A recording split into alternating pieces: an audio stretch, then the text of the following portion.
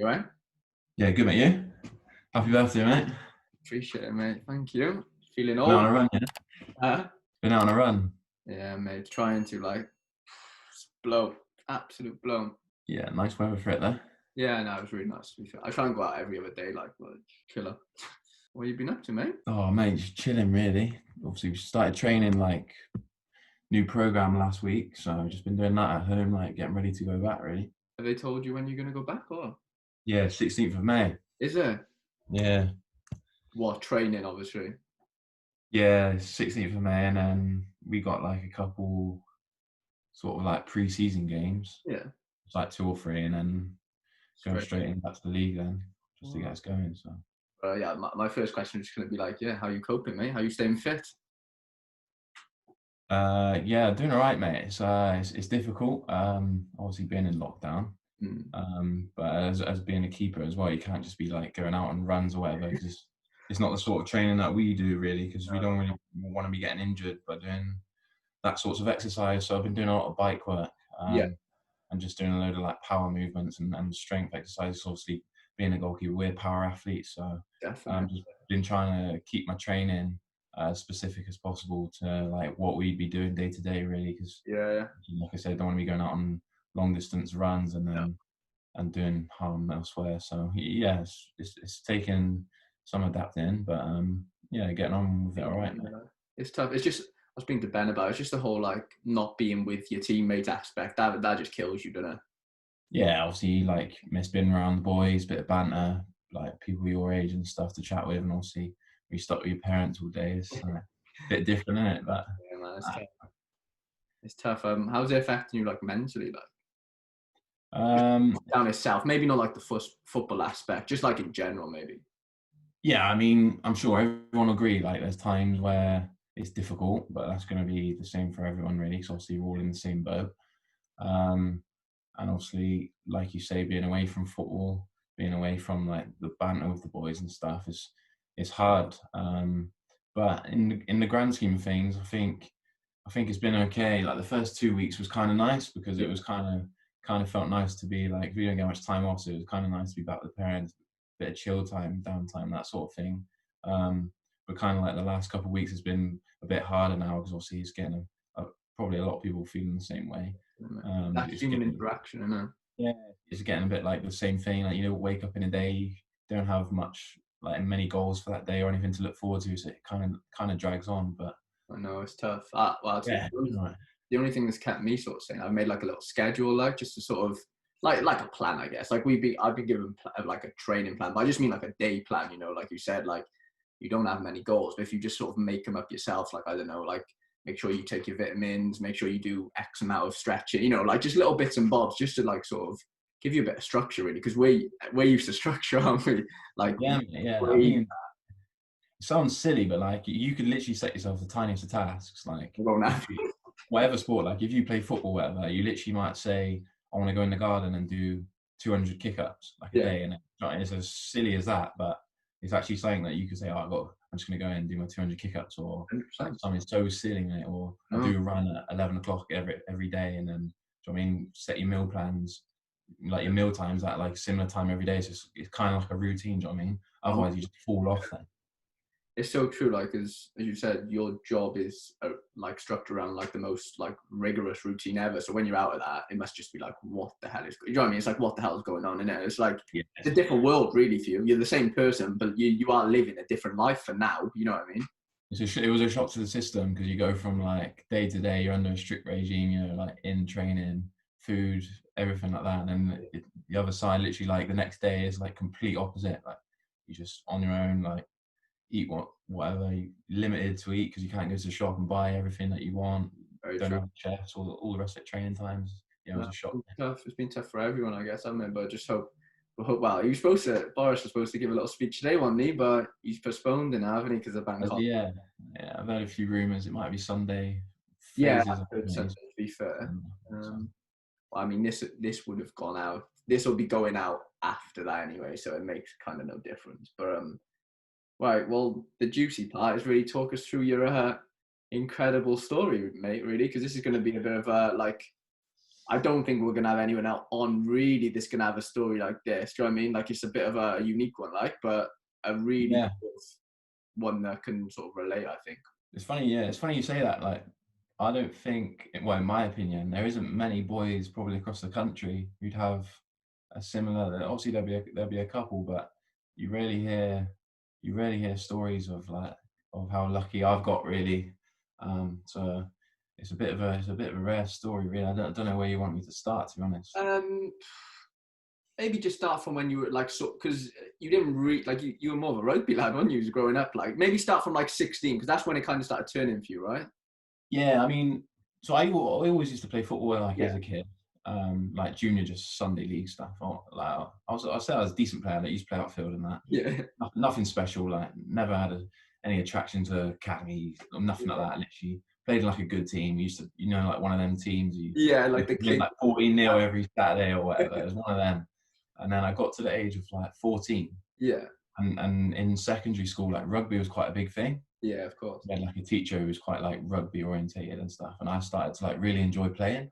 Yeah, And then I wanted to go and play at like club level, but obviously because it was kind of like on the same day, I had to make a decision. It was like, oh, my mum was like, oh, if you're gonna go play rugby, you have to obviously give up football. yeah. So I thought, oh, I'm enjoying it that much, I'm just gonna go do it. Probably about 14, so I played for like 2 years, 2 seasons. I played up until 16. Okay. But back then, I was quite small. Like Yeah, I was just say, like quite late. watching Josh is like 6'4" minimum. Yeah, mate. So I was quite late to grow, Yeah. and I get like bullied about on the rugby pitch, it is whatever. Yeah. So when I left school, Yeah. went to college, I thought, because I still wasn't that big, I thought I don't really fancy going to college and playing rugby, because you're not playing age group level anymore. You're playing Uh, with like the people in the year above, because it's like 2 years, or you're playing with people 3 years older or whatever. yeah. So I Yeah. thought, oh, I'm never doing that because I'm going to get bullied.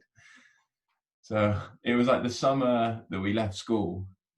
Me and my mates, we created like a five-a-side team just to keep us busy over the Yeah. summer holidays and that.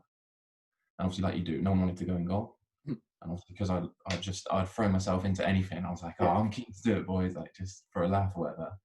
I ended up loving it. Like it was class, just five-a-side, just throwing myself about on 3G, and that was Yeah. good. And a couple of boys were saying like, oh, you're decent and stuff like that. So again, like just out of the enjoyment, I went to college and thought, oh, just throw myself into something, see what happens. I'll go to the trials and say that I'm a goalkeeper and just Yeah. like go along with it and see what happens really. And then kind of just went from there. Like I wasn't really that good in my first year, so I Yeah. literally just started playing. And then in like my last year of college, I started to like really kick on. Yeah. Um, Started to make like real progression. I started playing like men's football. I was doing really well. I had like good coaching. I was getting a bit of recognition then. Yeah. So I was like played in the Southern League, and I had a trial at Bristol Rovers Yeah. when I was 17. Albeit they rejected me, but I was playing for like the county schools, and I was captain of like Somerset and that sort of thing. So I was starting to get a bit of recognition then, Yeah. which was like a good feeling, like just a bit unexpected, but I was just going along with it, still loving it and stuff. Yeah. And then obviously like living back home and playing back home, you must know what it's like. You're kind of like a big fish in a small pond. If Yeah. that makes sense. It's like everyone knows about you, sort of Yeah. like the next up and coming thing, sort of thing like that. And then obviously I went to uni up in Cardiff, Yeah.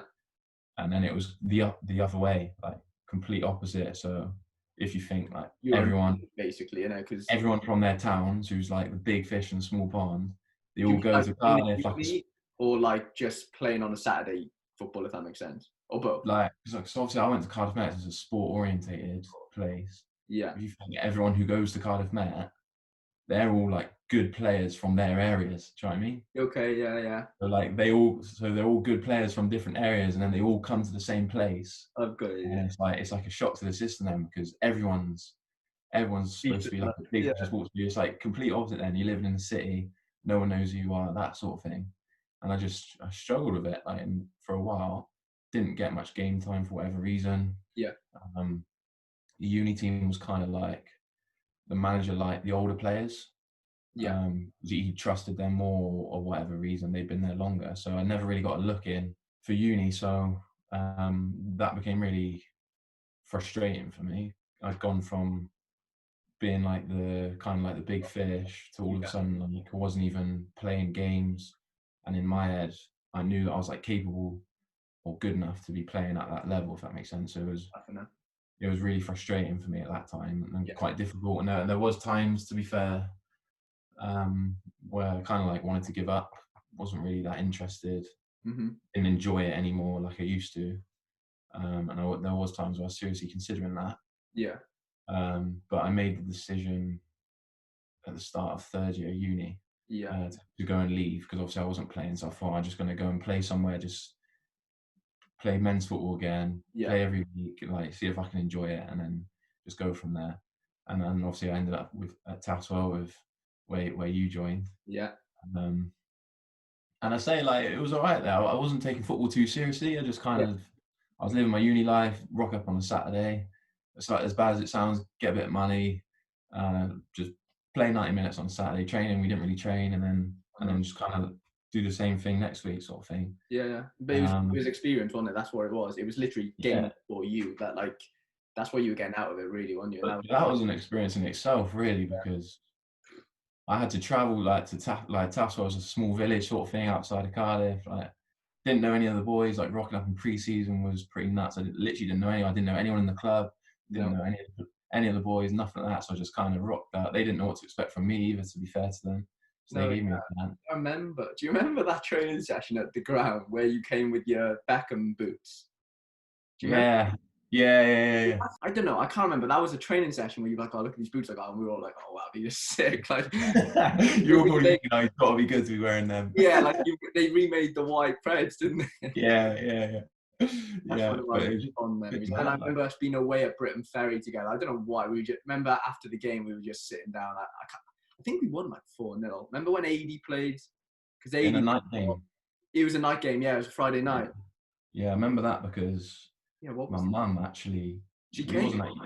We wasn't at uni at the time, I don't think. No, I remember she was taking photos. Yeah, so I was staying in Taunton, and my mum drove me on a Friday night all the way to Britain Ferry and back afterwards as well. It was like a 2.5 hour drive back. Wow. Yeah, playing for Taswell was good. Let me just say, so for people who don't know, if you play for Cardiff Met, which is the university, you can't technically play for another club, even though they're a university. It's quite confusing, but Josh chose on Saturday, isn't it? Yeah, so Josh chose to leave the uni team to then go and play for a different Saturday team, not a different uni team, if that makes sense, you know? And that was quite a hard decision in itself, to be fair, because like all of my mates and stuff were playing. Yeah. No one kind of had like any, if they weren't playing, no one had any minerals to like pack up and leave. So it was quite like frowned upon, do you know what I mean? You boys didn't really like it and that, but no, it was a good decision in the end. So after Taswell, this is where it all sort of, this is where it took a turn for the better, didn't it, really? Yeah. So what was it, that one game against Cardiff, right? Yeah, that's where it all kind of kick-started, mate, really. So we played Cardiff in pre-season.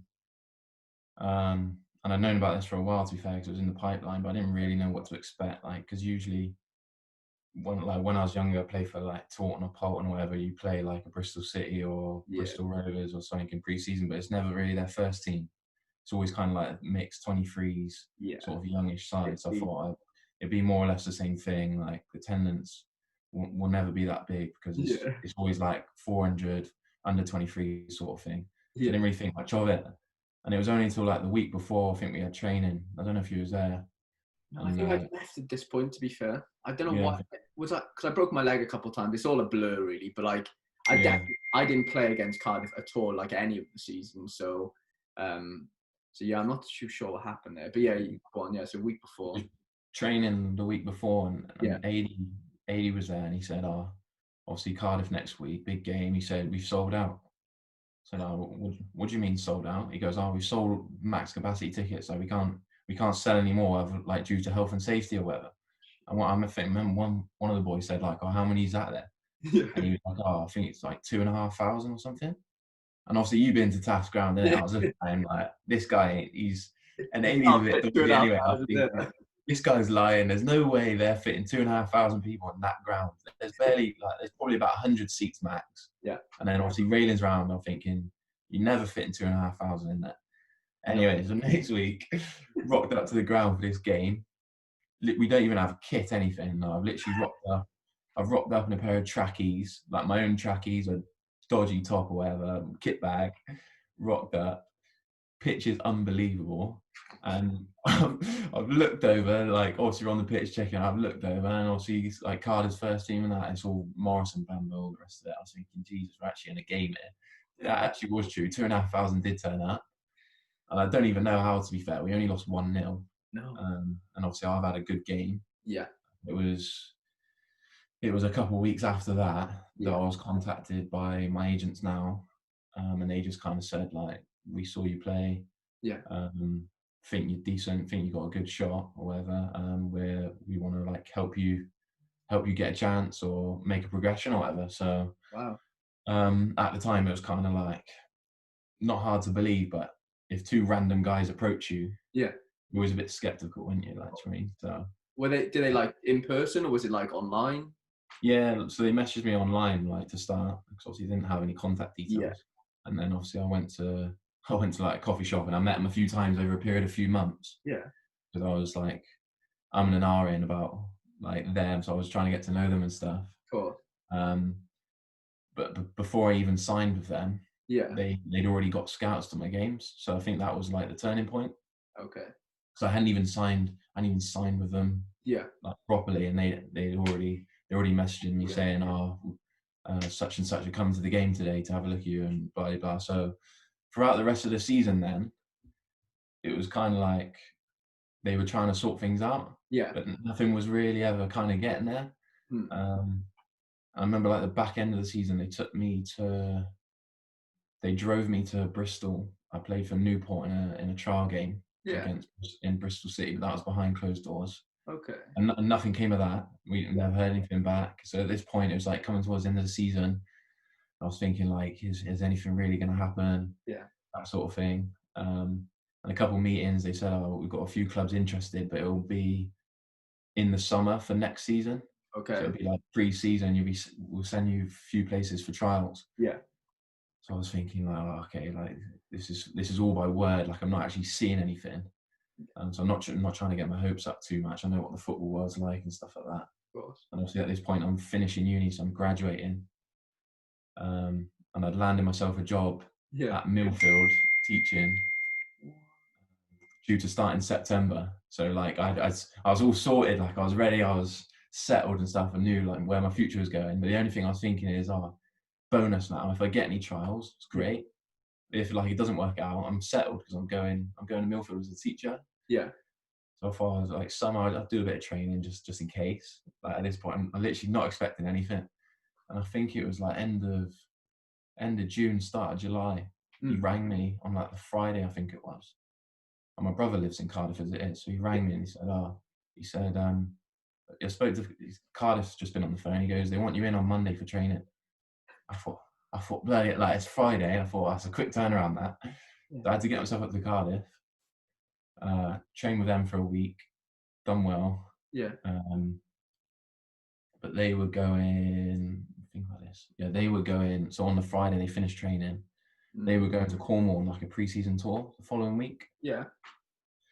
So they kind of just said, we like you, you've done well, but due to numbers or whatever reason, I don't know what it was, they said, we can't take you to Cornwall with us. Yeah. They said, we want you to come back in 2 weeks when we get back. Okay. So I was thinking, like, I'm a bit gutted, really, because if you like me that much, you'd be desperate to take me, sort of thing. Do you know what I mean? Yeah. So I was a bit disheartened because I thought I had a good week in training. Yeah. And I thought that was going to be, like, my only chance, because obviously Cardiff saw me play the following year. Okay. Yeah. I was thinking, like, I'm was not it really sure. 13, 23s? What happened? Yeah, I was just training with the 23s. Okay. So yeah. I was just thinking, I think it might be a chance gone now. Yeah. Yeah. So I stayed at my brother's the next night. So it was the Saturday. Mm-hmm. I'm thinking, like, I'm not going to be anywhere next week, so I don't know what I'm going to do with myself for 2 weeks. Yeah. Agent rings again. He says, he said, Derby want you to go up there on Monday. So I was thinking, that's like, I thought it was a quick turnaround to Cardiff, but to go up to Derby on my own, considering at this point I'm not driving, I've got no money. I've just come out of uni. I'm minus 1,500 or whatever. I'm thinking, like, this is a push. Wow. I'll ring you later to confirm like plans or whatever, because they got to sign a few things for like hotel stays and travel money and all the rest of it. Yeah. He rings back on the Saturday night, says, because it's the weekend or something, the papers can't go through, so you can't get there in time for Monday. Right. So you're gonna have to like postpone it or whatever. Yeah. So again, I'm thinking like another chance blown. That's like Derby. That's a good opportunity.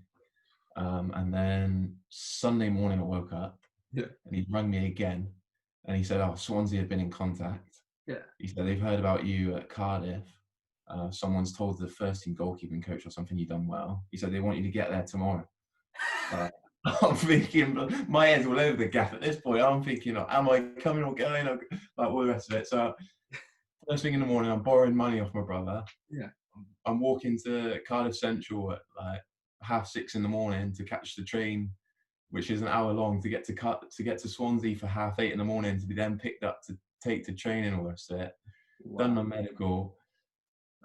They were like really good with me, Swansea. I was like really impressed compared to Cardiff. Like all the coaches really looked after me. Unbelievable facilities. Everyone was really welcoming, so I was proper enjoying it. Yeah. Was there for a week. It was supposed to be a 1-week trial, and then we played Bristol Manor Farm in a friendly on the Saturday or something at the end of the week. Okay. So they got me over there to play with them, and we won 1-0, and I had like a really good game again. Yeah. I was thinking, I've done well here. Like, hopefully, like they asked me to stay or whatever. Yeah. So they said, can you stay another week? So I was like, buzzing, like, I'll take another week. That's good. Yeah. But that whole week, I was traveling. I was doing the same thing. I was traveling from my brother's in Cardiff. Wow. It was long. It took it out of me, mate. Like, traveling at 6 in the morning, walking, all the rest of it. I was knackered adjusting to training every day. Training hard, nothing on his own. Never mind the travel. So I was struggling at this point. And then one of the boys in Swansea, actually, this is how like nicer lads were. He said, he said, just come jump in with me.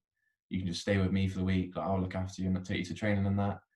So I went and jumped in with him, and then it just ended up carrying on. So that week ended up turning into another 2 weeks. Yeah. I was there for a total of 4 weeks, and then they said they needed a bit more time. So they said, can we have another week? So I was there in 5 weeks in total. And it was kind of coming to like the end, like near the end of pre-season. Yeah. Kind of chatting to my agent, sort of like, we need a decision here, because if it's going to be a no, I need a bit of time to go somewhere else. Yeah. So I kind of forced a hand and said, like, look, we need like a decision. What's going to happen or whatever. And they said, I'd like to offer you 1 year. And I couldn't really believe it, to be fair, mate. It just went in there, hardly any professional coaching or anything like that, and just from sheer like energy and commitment and attitude and stuff, just gave it my all and just kind of winged the process.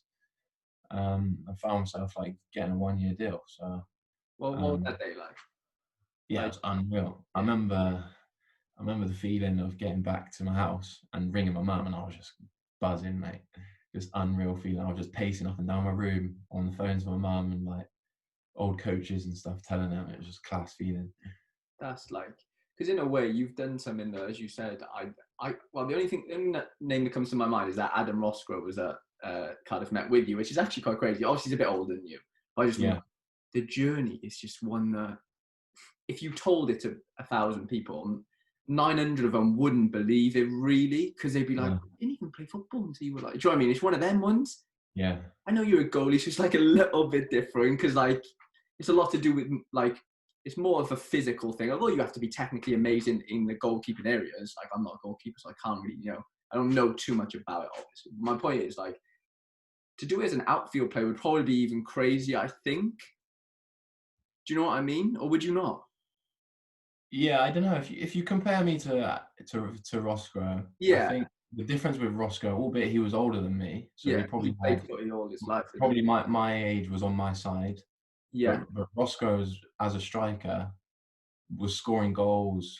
That sort of side of the game is more like eye-catching, if that makes sense. He was actually playing for the uni team in the Welsh Prem. So true. At a higher level and that sort of thing. So, you can't. I'm not going to compare you to. Like, it's not comparable. Yeah, but I know what you mean. Yeah. You're right, because you've come from like, as you said, no academy experience. Like, it's one of them, isn't it? It's not as if like you were around academy since the age of 10 and just never really got there. Do you know what I mean? Like, it's not one of them stories. It's one of, you went to uni, like, you know what I mean? And it's unbelievable. And it's one of those ones where like, it's got to be told as far and wide as possible. Cause like people will be giving up 19, 20, 21, you know what I mean? And what, you were 21 when you got signed, was it? Was it 21? 21, Yeah. 21. Mate, it's unbelievable, man. I just can't like, I mean, I remember messaging you at the time as well, but it's just like, you can't help but just be so happy to know that that's possible. You know what I mean? I think the thing is as well is like, I obviously knew about the interest from my agents for a long period of time, but I always kept it quiet because I didn't want, those guys in football who say a lot of things, but nothing ever happens, and people call you bluff and they think, he's chatting rubbish, like he's a liar, or whatever. So I always kept it quiet, like never told anyone, even if I wanted to, like my closest mates. I really kept it, like literally didn't tell anyone. And then when I went to Swansea and signed and released it, I think for everyone else, it was like a massive shock because they were like, where's this come from? Like, this is so out of the blue. So, I mean, I haven't heard anything from this guy, and all of a sudden he's just gone from that level to that level. It was weird. But mad, mate, because I actually, it's coming back to me now because I was messaging you like during it, and you were kind of, as you said, you weren't really giving much away. You were just a bit like, I think I'm finding out next week, and then it was next week. You know what I mean? Like you just explained. Because I think I was literally messaging you like every sort of week, being like, and you would like, I'm finding out next week or maybe 2 weeks or another week sort of thing. And then when it came out, it was like, oh wow, like this is amazing. But I don't know where I heard it. I don't know whether you told me. You probably didn't, but I swear, were Liverpool interested in a trial, or have I just made that? Yeah, so that's when it comes to the 5th week. Yeah. And we obviously tried to force Swansea's hand a little bit. Yeah. Liverpool were like, we're trying to get me up there as well. So that's when I kind of sat down with the goalkeeping coach and the academy director, and I said, in the nicest way possible, I said, Liverpool have contacted and said they would like to have a look at me up there for a week.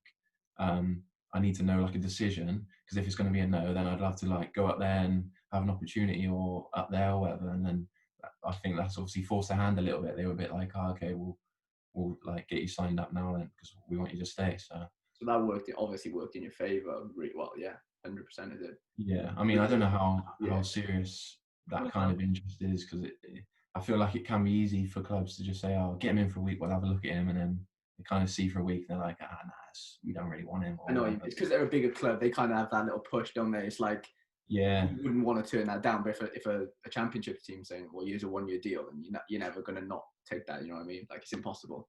Yeah, exactly. Yeah. I mean, wow, mate, nice, unbelievable. I'm so proud of you. Like, it's quality. Yeah, mate, it's been good. It's been a bit of a roller coaster. Ever? Yeah, I wouldn't say like last year was tough. Like first year. Really? Yeah, like adapting into full-time football. Because obviously, like you say, never been in an academy or anything. So that was like a big shock, mate. I'd go from uni out on nights out and all the rest of it, and then all of a sudden it was boom, like literally been hit by a brick wall, mate. It was ridiculous. Honestly, my body every day was in bits. Was it? Get back from training like 3 o'clock in the afternoon. I'd sleep till about 6, 7 o'clock. Wake up, have some food, go back to bed 9 o'clock, straight through till 7. Wake up, training. It was like that for 5 weeks. It was intense, mate. But yeah, I mean, didn't play much in my first year. Yeah. Because they had 2 other lads who'd been like in the academy for a while. Yeah. So that was tough as well, like dealing with full-time training, but I wasn't playing. Yeah. And then like the stress again, because it was only a 1-year deal, the stress again at the end of the season of not knowing if I was going to get another deal. Yeah, it's tough, very tough. And I think like Swansea's situation with being relegated and stuff, they obviously gave me another 1 year. Yeah. And said like my playing time will be more, so you kind of have to prove yourself, because it'd be my last year in under 23s football. Oh, okay, yeah. They gave me 1 year again, with like the basis of you kind of come in this year and prove yourself, then to show us what you've got. Yeah. And I just went back with a mental mentality, mate. Like pre-season, I just was at home like grinding every day. I literally didn't stop, and by the time I went back, I was in unbelievable shape. Like was smashing all the fitness tests, done really well, and I started every game, was playing well. And then obviously January just gone, I done well enough. They gave me a 2-year deal with an option for another 12 months. So That's what I've got written down, man. I was gonna say first, like, congratulate on your new deal, mate. But yeah, yeah, so what's that? Is thanks. that technically your third and fourth year there? That'll be, or was that second and third? No, it'll be so I had a 1 year. This is my second year, and obviously I got another 2+1. So it could be, if I get the extended deal, it could be Oh, a okay, yeah, total of 5 years. Like so, yeah. Wow, by by the amazing, time I mate. finish Honestly, that it's one, just mad. I'll be Right, 26 years old, mate. It's a scary thought that. mate. Wow, yeah. But you've done something that not many people can say they've done for. Like, you know what I mean? Like, it's one of those things that just stays with you forever. And like, as you said, you've still got years to sort of prove yourself. It's not as if it's over right now. Like, do you know what I mean? This is like, Exactly, yeah. you're literally in it now, and it's like, this is the time to sort of grasp it and just prove to everyone like how good you are. Because, you know, playing with you when, what was it, like 2 years ago, it was like you could see you were a very good goalkeeper, but like, no one really gets out of that league, you know. Like, it's very rare do you see an outfield player get out of that league, never mind a goalkeeper. Do you Yeah, know what I that's the mean? Like, thing. Yeah, there's a that's lot, like, there's a lot of crazy stuff that's had to have happened. Not crazy, I just mean like, people would think is like almost like a miracle, really, because it yeah, almost literally. is. For people who don't know, like the Welsh League and stuff, like, not many people really get out and start playing pro football. Not at your 20s, anyway. Very selective, mate. That's why I say now, if anyone asks like Yeah, kind of what happened or whatever, I literally just tell them, mate, straight up. I said I got lucky, mate. I got lucky. Obviously, you create your own opportunities, all the rest of it in life, whatever. But to a degree, I got very, very lucky, and I've played through the non-league system. You played through the yeah, non-league system. I've seen a lot of talented players. Probably at the time when I was like 18, 19, players that were way better than me, or had more talent, or yeah. more like whatever.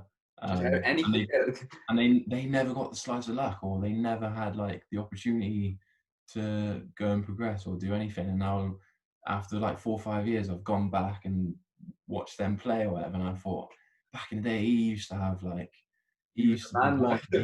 yeah, he used to have the talent, and it's just like never worked out for him. So it's just crazy how it's like kind of like right place, right time for a lot of people. 100%. It's a lot of. I mean, there's. You know, you've obviously earned it. Like you say, you've been lucky. Yeah, you can put it down to luck, but ultimately, you've put yourself in the right shape, the right mindset, the right time. It's just all worked out perfectly, hasn't it? Really. And you know that can't happen to everyone. Unfortunately, it's a numbers game, football, and it's so subjective, and like, it's all about opinions, and it's just, as you said, right place, right time. But ultimately, you deserved it, mate. Like, you did. Like, otherwise, you wouldn't be there, would you? Let's be honest. Like, people don't, clubs in the Championship, never mind League One, League Two, they don't really take chances on players who aren't really good enough. They know what they're doing. You know what I mean? Like, these guys have been around there for, you know, as you said, your goalkeeping coach probably done it for 20 years, being pro himself. He's not stupid. Like, he knows when he sees a bit of talent. And, you know, whether you, just because you were playing for Taswell, you know, you could have just been released by a pro club and they could have snapped you up that way. It doesn't matter what way you get there, you've got there. It's one of them, isn't it? That's the way Yeah, I look at it. I think like my only advice now, if I was to chat to anyone younger than me or trying to do like the same thing that I've Yeah, done, is talent can only take you so far, if that makes sense. So massive. like the thing is with me is I went in there and I just had like, I had the mindset, I was coachable, I had energy, like I was a people person. I tried to like make connections with people, like I had a good relationship with my goalkeeping coach straight away. Yeah, And that goes a long way, I think. Because for him, he probably looking at me thinking like, this guy wants to learn, he wants to get better, he's coachable, yeah, like, do you know what I mean? Like he has all the stuff there. Now I just need to coach in the techniques, which is it's technically is probably the easiest part 100%. of that side of things. Like you can't coach someone to be more energetic or want to learn or be psychologically strong or whatever. You can't coach someone those that side of things. I think my personality traits, I always had those. I Yeah, just never had the kind of like the coaching aspect things. So 100%. my advice now to anyone going in Yeah, is those are like the minimum requirements that you can have like yourself. If you go in with those, people will spot and think, oh, he's got this and this. I could work with him to make him this. Do you know what I mean? People aren't expecting you to go into the building and be the like finished product. the next whatever. already, because otherwise you wouldn't be playing in Welsh League in the first place. Exactly. Like, obviously, the thing you lacked was the coaching. Like, growing up, because you didn't put yourself in. You weren't interested in it at some point, and obviously you got into it late. So, those foundations weren't there. Where they are there for a lot of other people, and they don't even make it. So you've done the complete opposite to them, and now you're. Do you know what I mean? It's one of them, isn't it? People, you obviously got to think as well. Like I'm not just saying it, but if you were like 5'6", it's not going to happen for you as a goalie. Simple as. Yeah. So like this thing, like you said, you can't coach height, but you definitely can't coach energy, enthusiasm, just the will to learn. And as you said, it's people by people at the end of the day. That's my saying. And like your goalkeeping coach is, like sort of not falling for you, but in the sense of like can really like read that you are all you want to do is learn, and that's all they want. If as long as you've got those criteria, like you said, the ones that you're in control of, your energy, your enthusiasm, your ambition, the will to learn, and then they can just mold you technically. That's literally what it comes down to, doesn't it? Yeah, and I've seen like the other side of that now. Yeah. And I've spoken to my goalkeeping coach. Yeah. And I'm telling, like, again, going back to like advice, but there's a younger lad now who Swan signed, goalkeeper as well, called Lewis Webb, and they got him from Merthyr Town. I've heard about it. Yeah. It was the exact same thing. Because I remember Martin chatting to me saying, oh, I've been to watch this lad. Yeah. Lewis was decent. Yeah. He got him way better, but Lou was playing men's football. He was psychologically strong. Yeah. Had energy, like good people person, wants to get better and stuff. And it's the exact same thing. And Martin's just looking at him thinking like, I can make him better as well. Do you know what I mean? It's a project, isn't it, for these that like their passion is coaching. You want someone you can work with. You don't want the finished article. Why would a coach? The coach wants to like give their knowledge to you. If you know everything, then what have they got to tell you? It's one of them. Exactly, mate. But for those guys who are out playing and scouts are watching them, if they're in a game, it's literal simple things that people used to tell me for outfielders. Like if you give the ball away, it's not throwing your arms up in the air, like sulking or whatever. It's that guy who's gonna like chat to his teammates, work hard, like rat about, do the things that like the basics that have to be done, and then obviously they're gonna see body language, the rest of it, and think, yeah, we can work with this guy. So you're so right, mate. Like talent, that's the best saying. It's just talent can only get you so far. Like it's the other side. The other side is way more than the talent. I'd say talent might only be 15-20% max. I think that 80% is all down to your mentality, as you said, doing the dirty work, doing the other side of the game that people don't like, and that is really what sets you apart. And then if you've got a talent as well, it's like, well, we've got a player here, and that's probably the best way to sort of describe it. Like, but no, I'm just like, it's just so motivational, and I just hope people like at home as well, just really like, as you said, people like younger boys who might be in the similar situations, they can just take so much from this. Honestly, I really do think they can. Like, it's a weird one, really, because I don't really get like, I don't really have time, not time, but like the opportunity to kind of speak about my story, if that makes sense. No, of course. Kind of like from where I've come from, I feel like I've got a lot of advice, if that makes sense. So obviously I've seen both sides of the world and all that sorts of things, those cliche sayings, but I feel like I've got a bit of advice and those sorts of things, but I never get the chance to kind of express those things for anyone who wants to know or whatever. So that's what I mean. It's all about getting a platform, isn't it? At the end of the day, it's all loads of people out there have got amazing stories, but if they don't have the broadcasting platform to get out there, then no one's going to listen to it. You know what I mean? It's one of them, isn't it? So it's not going to be one of them where you don't want to be one of them guys who's kind of like telling your own stories and you look like you're bigging yourself up or whatever. So it's that sort of thing. So no, you've never come across like that. Right, I've got a few other questions, and we've got Twitter ones as well, and some Insta ones, but some that I was just wanted to ask you. So one was like what's the standard like from playing uni football or Welsh League to what have you been playing now? Like, give me how tough is it? Yeah, the standard was massive. Like, it was big to start with. Yeah. The main thing for being a keeper was playing out from the back. Okay. Simple as that. Like, you go from non-league football, get it in the channels, like turn them, play in their third, that sort of thing, and then went to Swans, and obviously Swans are like a football club, and it was like you're under pressure and you're expected to play out. If you're being high pressed or whatever, you're expected to find a way to play and find a spare man, that sort of thing. So I really struggled with that when I first went. Yeah. But like the standard difference was huge. Like these lads in the academy, they've been there since they were like 10, 12 years old. Like I know. they were well drilled, sort of thing. Do you know what I mean? They're Like, like robots almost, aren't they? In a good way, you know, like. yeah, so it was tough, like, but I think after a while you Adapt. adapt to it. You just kind of like, So when you first sort of started training, going back now, but when you first started training with the goalkeepers that you were training with, you know, in the first 5 weeks, were you like, Jesus, I'm way off this? Or were you like, you know what? I'm holding my own here, even though I've only been here for 5 weeks, sort of thing? yeah, there was times when there was a lad called Greg who'd been there for like 5 years, Yeah, and another lad called Steve, um, and he'd been there for like a year or two, I think. And I was training with those guys in the 23s. yeah. And Greg had been there since he was 17, and he was signed for like a good wedge of money to go into the first team. Wow. And like, over the years, he just kind of dropped down to the 23s or whatever. Yeah, And there was times I was looking at these; they were technically like so good compared to me. And I was thinking, like, I'm 21 or turning 22 this year. yeah, I'm thinking I'm way off these guys. Like obviously, because I've come in so late, of so it course. was kind of like knocked my confidence a lot. Like there'd be times in training where I'd be making mistakes, and like the football culture, like outfielders would be getting funny and stuff. And my confidence, I'm thinking like, am I really good enough to be here to be like doing this sort of thing? Like after a while, it kind of gets on your back and like degrades you. But Definitely. um, I think like after a while, as soon as I started adapting to it Yeah, and started making like doing good things in training, you start to hear like the odd positive thing. You like really get picked up then, and it just kind of snowballed from there, really. So, nice. Because you've played, I know you've trained with the first now, haven't you? yeah, I'm with them every day now. Are So you?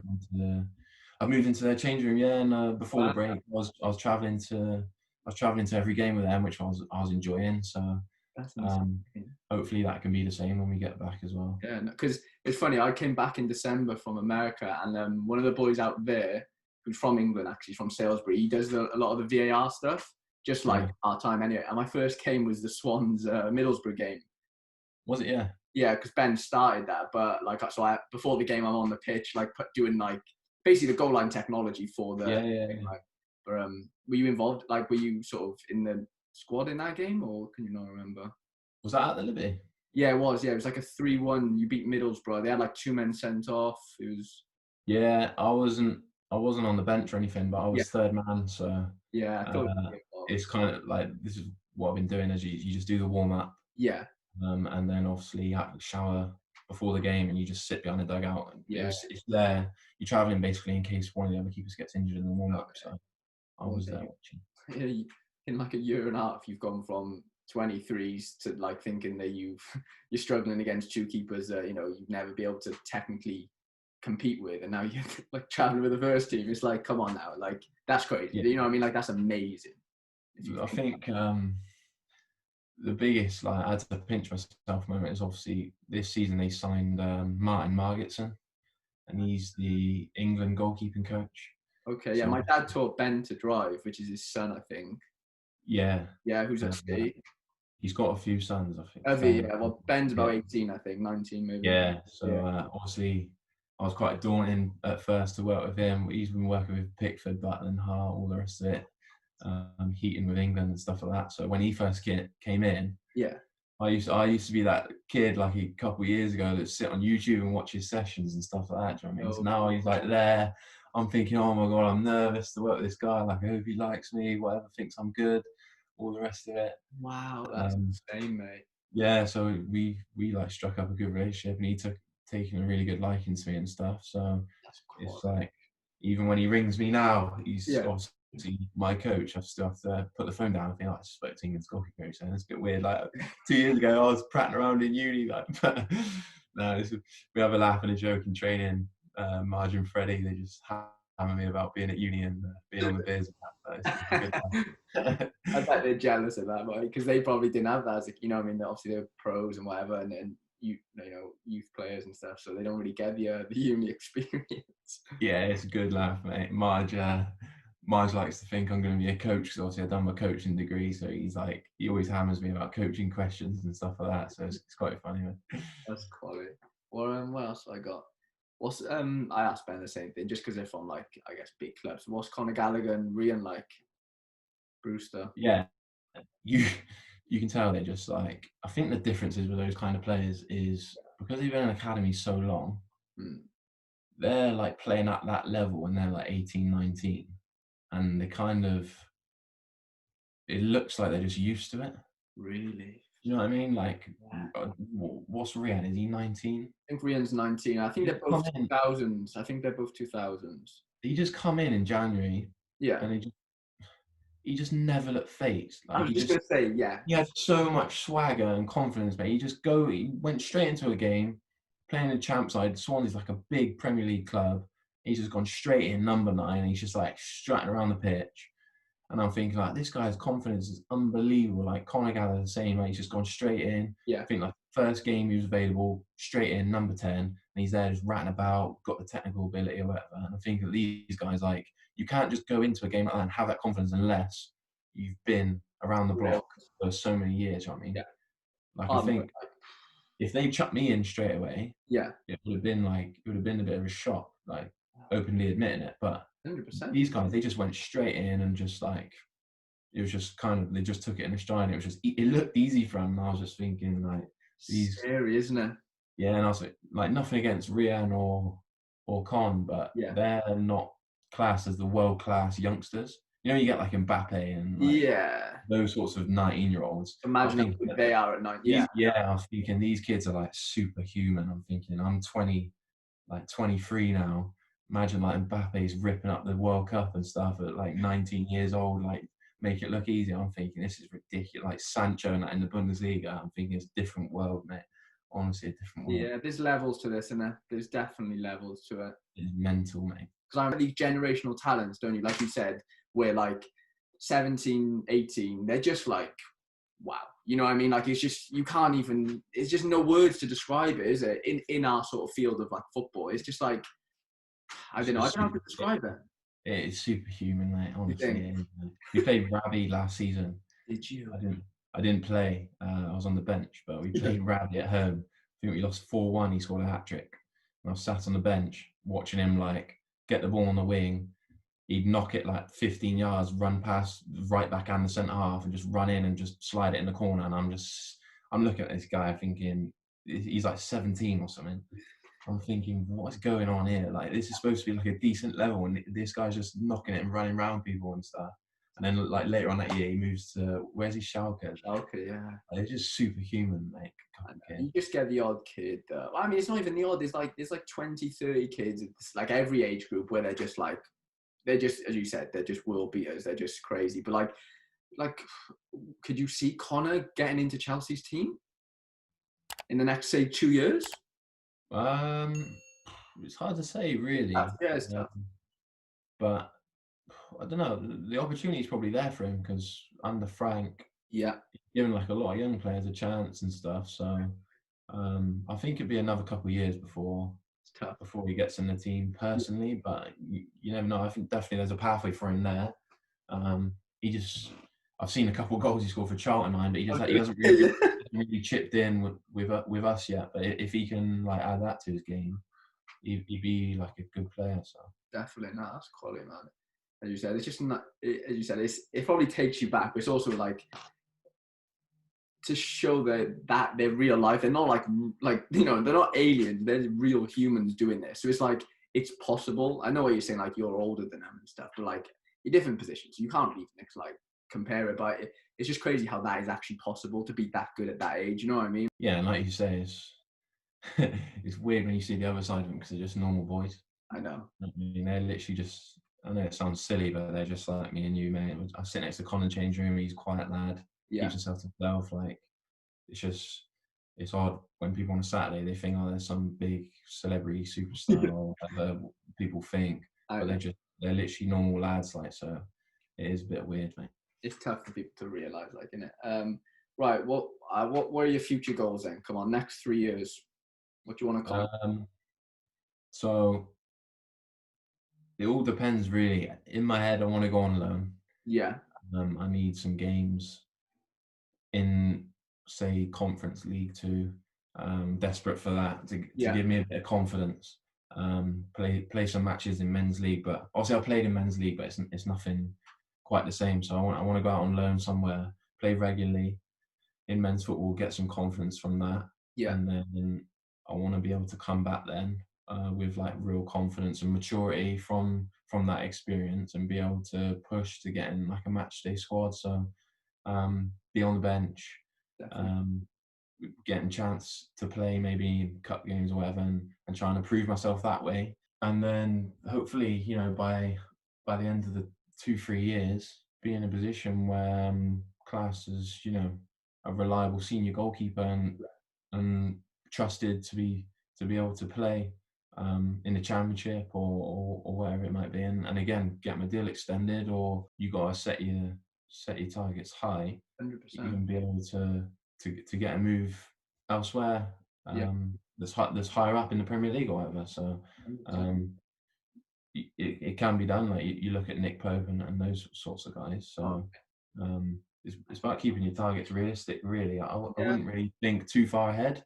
But short-term goals are the ones that keep like ticking off. So my definitely. short-term goal this season was to play 20 games for 23s. I did that, and Yeah, then set another short-term goal of getting in the first team. I've now done that. So kind of need to, next short-term goal, get myself out on loan, get games.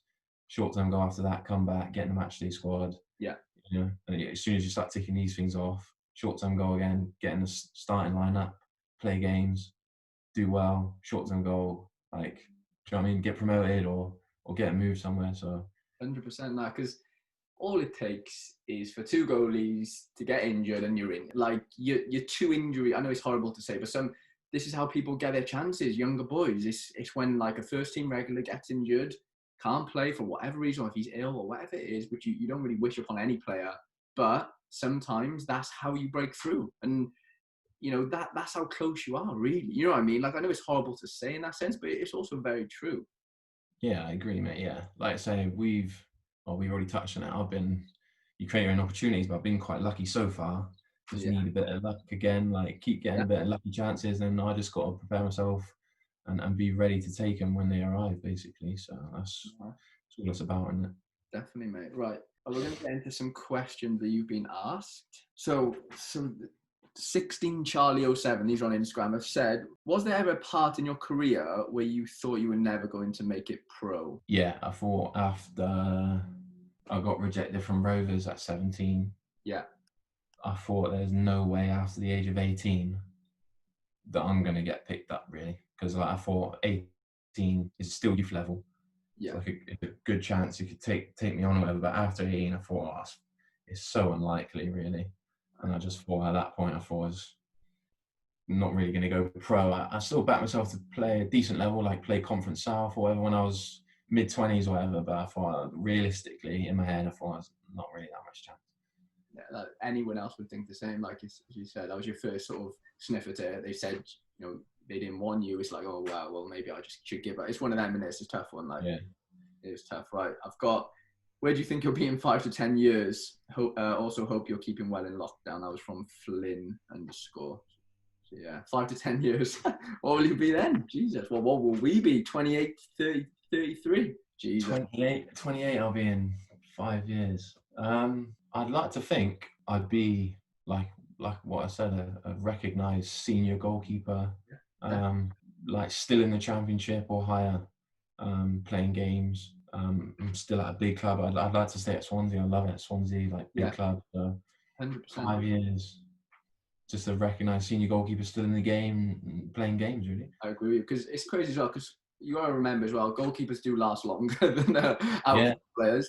So it's yeah, like the fact that you've started at 21, it's almost the equivalent of starting like at 17, 18 as an outfield player. You know what I mean? You know what? You could even compare like a 23-year-old to like an 18, because keepers finish at like 40. Do you know what I mean? depending on well, you look after yourself, innit? Well, yeah, exactly. But like, yeah, it's there for you. The years are there for you. You know what I mean? Like it's just how hard you work, and how sort of, as you said, how lucky you get. Really, I'm guessing you know this kid. Is it Lewis Rid? Yeah. How many catches is he making on Marge's Thursday sessions? uh, yeah, we play on a Thursday. We play a game called Yeah, 50 Catches. So it'd be me me and Freddie usually do it, but Owen joins in on the odd occasion as well.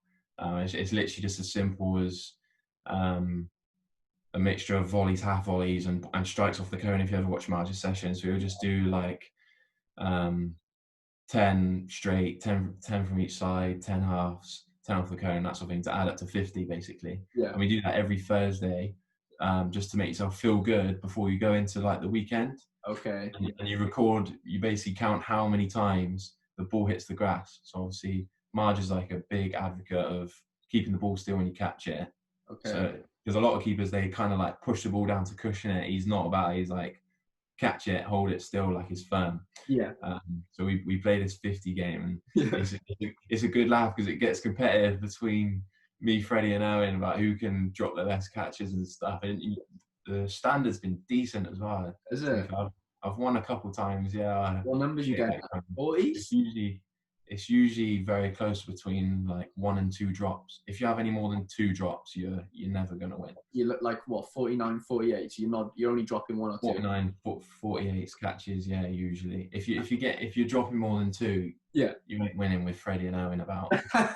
Yeah, you're not winning. And it's heartbreaking as well. There's a bit of banter in there as well, because when you get up to like 45 catches, the pressure's starting to be on now, and people were chirping up saying, "Oh, no pressure, Fred! Like, don't drop this one, mate," and all that. Yeah, and everyone's laughing at him and stuff. Oh, it's great banter, mate. You can't. That's that I can tell from your voice. That's what you're missing. Like from that. Yeah. You can't like explain any better. It's just that. Yeah, it's class, that, mate. Right. Going from Nathan Wood, did you think your chance of getting where you are now were possible? I mean, we've covered it, but yeah, just give it in short, maybe. Nah. Like I say, there were times it was up and down. Yeah. I think like after the Cardiff game, I did have a think to myself and thought, like, if I had the chance, I reckon I could prove myself. Yeah. I just need the chance. But then the other side of me was like, oh, I'm never going to get a chance this late. Do you know what I mean? There's like two sides. You know what I mean? My brother used to say it as well. He said, oh, like, Cardiff would be stupid not to give you a chance, like, after the game. Yeah. But then at the same time, I was thinking, well, I'm not going to get one, really. So. Yeah, it's tough.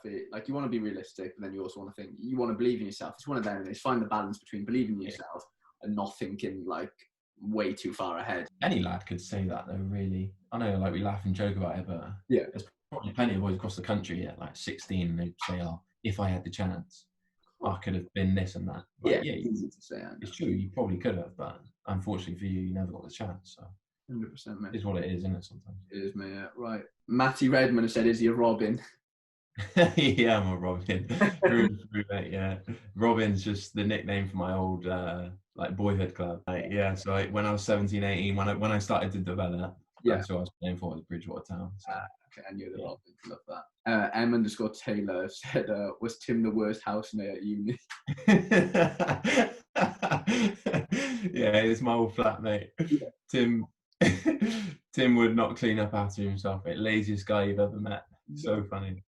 That's quality. Right, we got a couple on Twitter. A boy called Aaron Johns, 23 of us. Best player you've ever played against?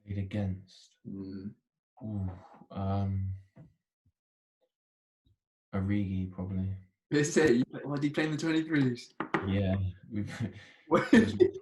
It was my second game for the 23s. We went up to Liverpool. I remember, so we've done like the warm-up and that.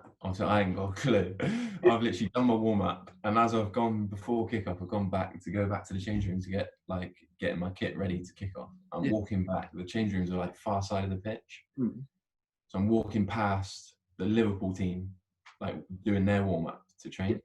And the strikers are doing their like little shooting drill or whatever as I'm walking past. And I remember just having a quick glance across.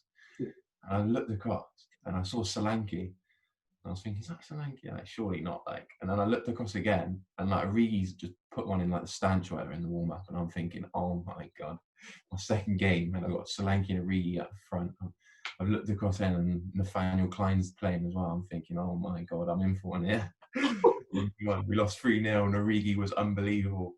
He was so sharp, mate. That's cool. It was a joke. Playing against Origi. He'd be the best player I've played against, I think. What about he scored as well? He got one. Yeah. It is back to goal, about 25 yards out, centre half against him. Yeah. He's got it. He's just touched it to the side and just bent one inside the far post. I'm scrambling across goal trying to save, got nowhere near it. I mean, yeah, this guy's good. He's played in like the Euros and that for Belgium. I think, yeah, he's good, mate. Top player, like, you know, he's like, Yeah, he's good. wow. That. And then the second question he asked was, what inspired you to become a pro? Just every kid's dream, man. It was just my dream. It was just class. Like, who would not want to be a pro? So, It's the ultimate, isn't it? yeah, Really, it like is, it is what every kid would want to do, isn't it? So, to be 100%. paid to play football is just class. That's quality playing against Origi, man. That's unreal. It's madness, man. It really is. It's hard to get your head around, really, isn't it? For a lot of people, it is. When you see it, like you say, it's a starstruck. Yeah, football's so different when you're like on the same level as them in terms of like watching rather than being in the stand. Do you find that a little bit? Yeah, mate. I think when you watch on TV, because you're like up above, you see down, you can like see more grass. Do you know what I mean? Yeah. Like, because you're from above, you can see more grass. But when you stood like pitch level, Yeah. it looks like there's no space. It looks like it's so tight and like, and then you properly see, because you're up close, you see how good people's first touches are and like the weight of their passes and like the way they move it now, and you think, geez, like this. You see the game different when you see it live. You really, really do. It's something that I don't know how many people. I mean, like people's seats are very low, like in the ground, so they're lucky. They may be quite lucky, but I just think it's a different like angle on it, isn't it? It really is like.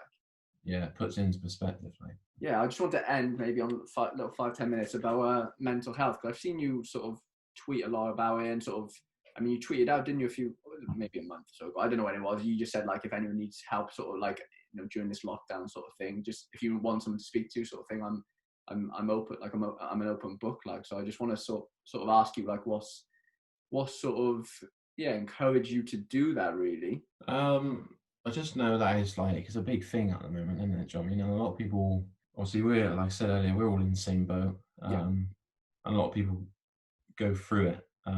But I think, like, for a lot of people, the hardest thing is kind of just talking about it, isn't it? Do you know what I mean? And a lot of time they maybe don't want to speak to their friends or family about their issues because they may be a bit embarrassed, or they think like the things that they have on their mind isn't kind of a big enough issue to kind of be putting on someone else. Yeah. So sometimes it might just be like a random person who's just going to listen, give their like help or whatever, and then the kind of case gets dropped then.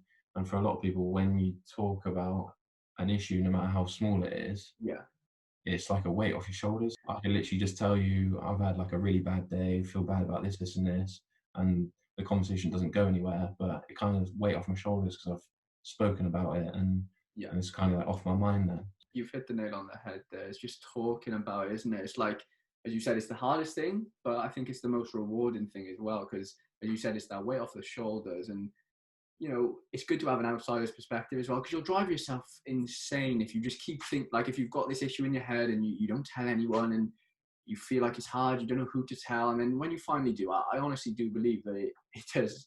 Your perception sort of changes, I think, and and then it's like a snowball. And if you're open to tell him about that, then you'll tell him about not everything, but you know, anything that's sort of worrying you. And the sort of upbringings that we've had, not so much like family wise, but I just mean like being in football and stuff. Like it's not like people think like, oh, you play football and stuff, it's cool, whatever. But like they don't realize how much like mentally how it sort of has an effect on you. Like it's not all doom and gloom, and it's not all, you know, all the highs and making it pro and never getting released. Like there's so much in between that you've been through, I've been through, and thousands of other boys across the nation have been through. But no one wants to really talk about it. Like, yeah, it's tough, mate. It's just I like feel lucky really from where like we've come from. Yeah. See, no, it's like cliche thing to say, but to see like the other side of the world, if that makes sense. Because sometimes in football you kind of live in a bubble, but it kind of like puts things into perspective to not take things for granted sometimes. So massively. like when I was, sounds silly, but when I was like 16, I'm working in Pizza Hut on like £3.69. Do you know what I mean? Yeah, I was in Domino's at 16. It kind of puts things into perspective, mate, to not take things for granted, really. I think the biggest thing at the moment is like social media, really. It's toxic. Like in my opinion, people are getting a bit too caught up in the whole thing, and obviously people on social media love to give out the perception of how well and stuff like that they're doing, but people get caught up with like a perfect lifestyle, if that makes sense. So there's no kind of rule book on how to live a life. Do you know what I mean? Like someone your age might buy a house. That Yeah, doesn't mean they're living a better life than you or anything like that. It's just like your time will come at yeah, a different stage, if that makes sense. Like there's no rule book on how to do things. You should be doing this at this time.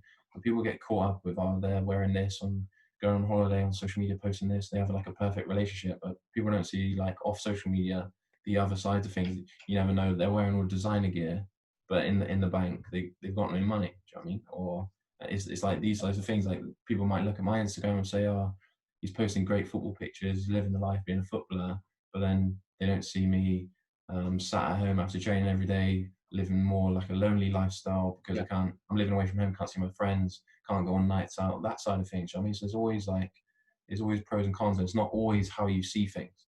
So All right. like, my advice to people on mental health is not to get too caught up in social media and that side of things. So definitely, mate. I think, as you said, yeah, there's a lot of negatives on social media, and you're never going to get rid of that. As you said, it's all about, as you said, it's all about how you perceive it. Like all the whole, yeah, he's stunting, he's gold, he got everything, you know, he has the perfect life. Well, no, he wouldn't be putting on Instagram if he had the perfect life. It just doesn't work like that. People who tend to have everything don't tend to put it all on social media. That's just how it sort of worked.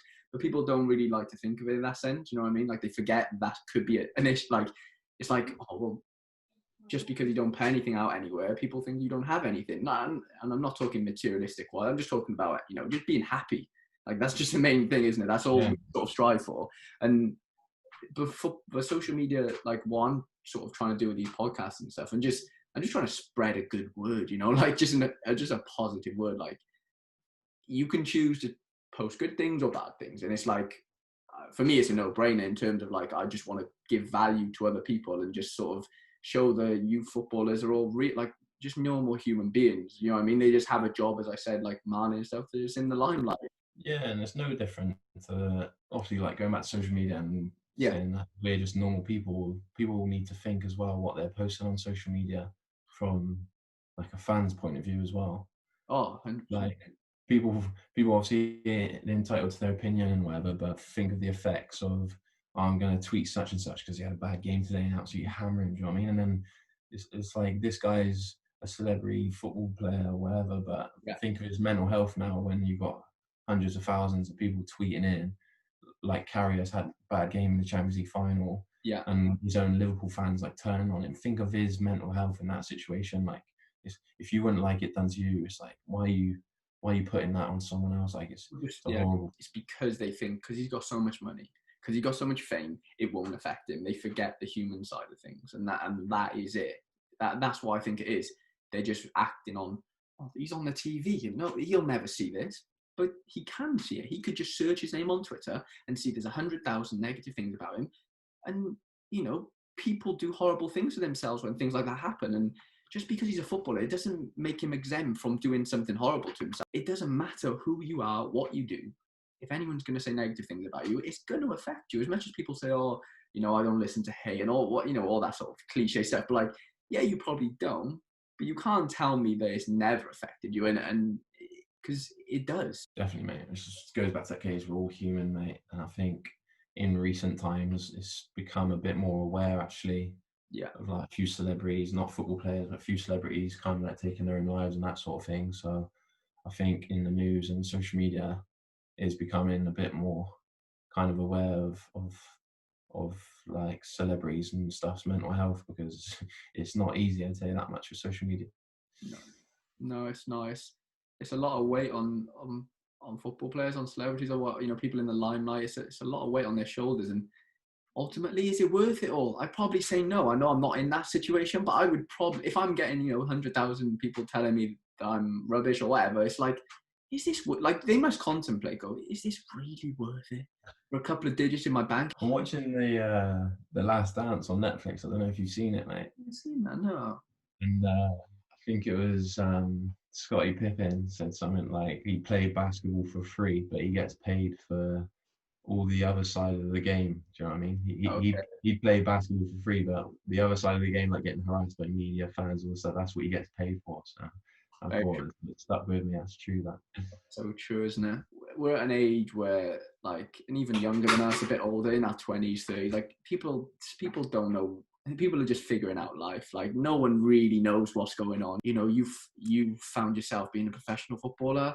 It doesn't mean that you're any less or more successful than someone that's just in their bedroom playing like Football Manager. It doesn't matter. Like, ultimately, you just got to try and find that thing that really gets you going. And people find at different stages, like you said, you start the life race at different stages. Someone gets gifted everything, £1 million trust fund, and they do whatever they do with their money. Some people don't have anything. Some people live in a council house. Like, no one starts life at the same start. It's not fit. I mean, it No. isn't Yeah. fit. No, but ultimately, it's reality, and you have to just compare yourself to you. You can't compare yourself to anyone else. Everyone's taller, smaller, fatter. They weigh like everyone's so different. You cannot compare yourself to other people. I know and people say, yeah, it's hard and you have to, but you don't. You just have to compare yourself to you and just concentrate on bettering yourself. That's the way I'd like to look at it. I think that's like with me and my football at the moment. That's kind of like my mindset at the moment because obviously I'm 23. Yeah.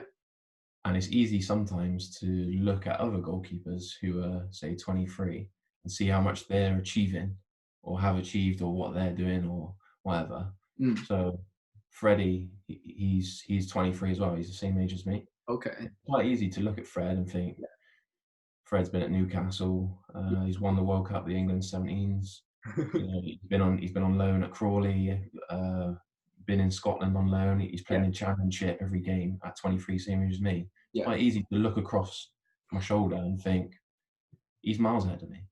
But then at the same time, you just got to think like it doesn't matter. Like there's no rule book. Like I'm on a different journey to the guy next to me. Do you know what I mean? Like in 4 years' time, like who's to say? Like I don't wish this upon Fred because I love him, like great keeper. And who's to say like I might be playing ahead of him or do you know what I mean? It's just the way it goes, and that's the same with life. If that makes sense. So and there's no rule book on how to live a life. So you just got to do your thing and go with it. You just got to write your own story, haven't you? Really, write your own little rule book. Pretty much, mate.